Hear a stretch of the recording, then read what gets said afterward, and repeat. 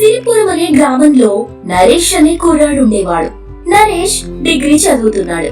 నరేష్ తండ్రి శాంతయ్యతో కలిసి జీవిస్తూ ఉండేవాడు. పేరుకు తగ్గట్టుగానే శాంతయ్య చాలా శాంతమూర్తి, మానవత్వం పరిమళించే మంచి మనిషి. అంతేకాదు శాంతయ్య చాలా సంపన్నుడు. ఎందరో పేదవాళ్లకు అడిగిన వెంటనే సహాయం అందించే గొప్ప మనసున్నవాడు. ఆ మంచితనమే చివరకు శాంతయ్యను అప్పుల పాలు కూడా చేసింది. తినడానికి కూడా తిండి లేని కటిక పేదవాడిని చేసింది. ఆ బాధను తట్టుకోలేక శాంతయ్య మనోవేదనతో మంచాన పడ్డాడు. ఆ భారం నరేష్ పైనే పడింది.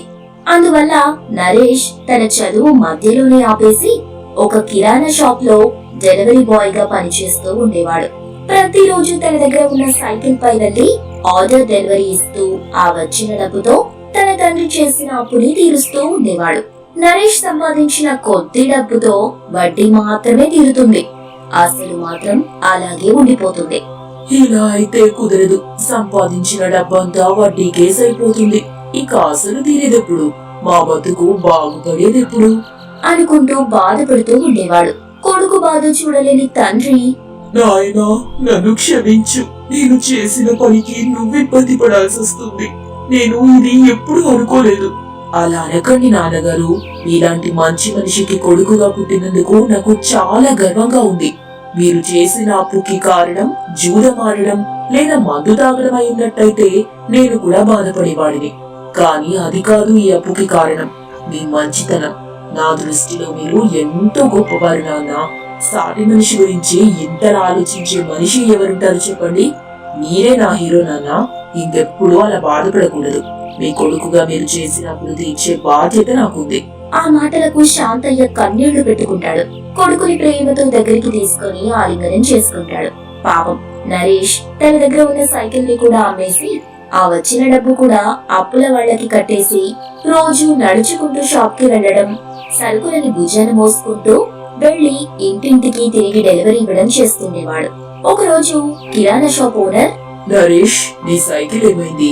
ఎందుకు ప్రతిరోజు నడుచుకుంటూ వస్తున్నావు? డెలివరీ కూడా భుజాన్ని మోసుకుంటూ వెళ్లి చేస్తున్నావు? నరేష్ షాప్ ఓనర్ తో తన ఇబ్బంది గురించి చెప్పాడు. అది విన్న ఓనర్, చూడు నరేష్, నీ దగ్గర సైకిల్ ఉందని నేను నీకు ఈ పని ఇచ్చాను. కానీ నువ్వు ఇప్పుడు సైకిల్ అమ్మేసి ఇలా చేస్తే మాత్రం అస్సలు కుదరదు. కస్టమర్స్ డెలివరీ లేట్ గా అవుతుందని కంప్లైంట్ ఇస్తున్నారు. నా వ్యాపారం దెబ్బతింటుంది. నీ ఇబ్బందులు నీకుండొచ్చు, కానీ అది నాకు అనవసరం. ఈ పని కావాలంటే తప్పకుండా నీ దగ్గర సైకిల్ ఉండాలి. రేపటికల్లా నువ్వు సైకిల్ కొనుక్కుంటే నీకు ఈ పని ఉంటుంది. లేదంటే సరే నిన్ను తీసేసి వేరే వాళ్ళని పెట్టుకోవాల్సి వస్తుంది. ఆలోచించుకోవాలి అని చెప్పి అక్కడి నుండి వెళ్ళిపోతాడు.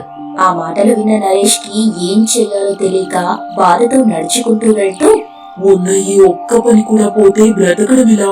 అప్పులు తీర్చడం ఎలా? ఏమీ అర్థం కావటం లేదు. ఏం చేయాలో తెలియక తల బద్దలవుతోంది. ఒక్క క్షణం బ్రతికే భారంగా అనిపిస్తోంది. దేవుడా, ఈ సమస్య నుండి బయటపడడానికి నువ్వే నాకు ఏదో ఒక దారి చూపించు అని తన రెండు చేతులు జోడించి ఆకాశం వైపు చూస్తూ దేవుణ్ణి ప్రార్థిస్తాడు. అలా సమాధానం దొరకని ప్రశ్నలతో బాధపడుతూ నడుచుకుంటూ వెళ్తూ ఉండగా ఒక చెట్టు కింద పాము కోళ్లు కనిపించడంతో అవి చూసి, అరే పాముకోళ్ళు, ఇవి మునులు ఋషులు వాడేవారని చిన్నప్పుడు కథలలో విన్నాను. అలాంటిది ఇవి ఇక్కడికి రావచ్చుంటాయబ్బా అని చుట్టూ ఎవరైనా ఉన్నారేమోననుకొని చూసి ఎవరు కనిపించకపోవడంతో ఆతృత ఆసక్తి నిండిన కళ్ళతో పరిగెత్తుకుంటూ వెళ్లి పావుకోళ్ళని చేతిలోకి తీసుకుని తేరిపారా చూస్తూ, అమ్మయ్యా, ఇన్నాళ్ళు కాళ్ళకు చెప్పులు కూడా లేక ముళ్ళు రాళ్ళు గుచ్చుకుని అరికాళ్ళు పుండ్లు పడి నొప్పులుగా ఉన్నాయి.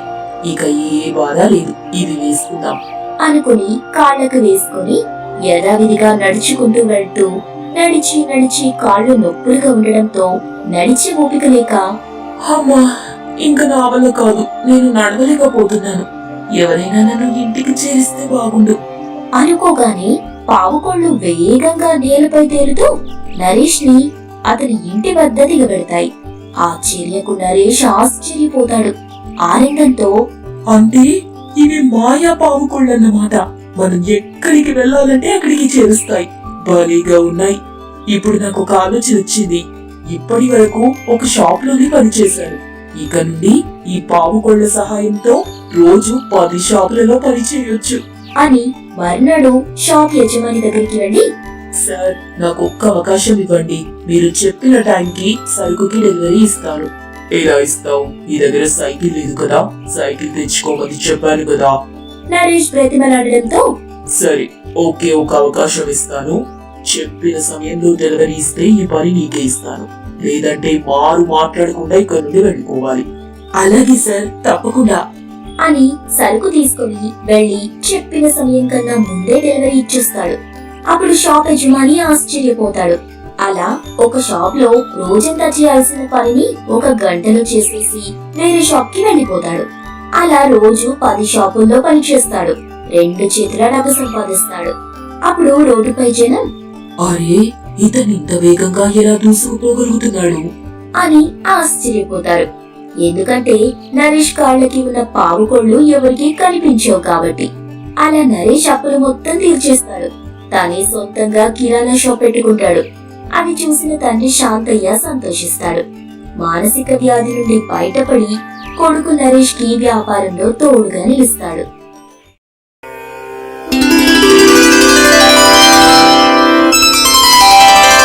చందమామ కథ.